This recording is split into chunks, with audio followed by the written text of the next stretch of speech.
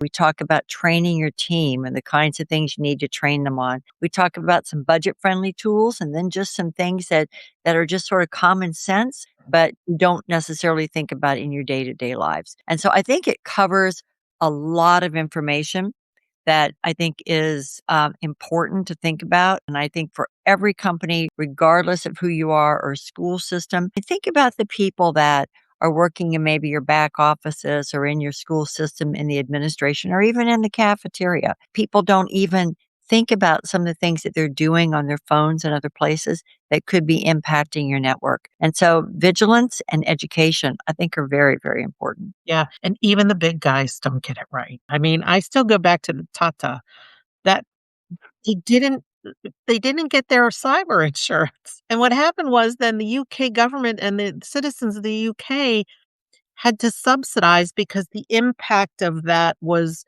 so that what, 500 small Right. businesses downstream that were put out of business practically, at least for short term, if Right. not long term because of that. So everyone needs to be extremely vigilant. Well, and look at Hasbro. I mean, I was on the board of Hasbro. I chaired the cybersecurity committee.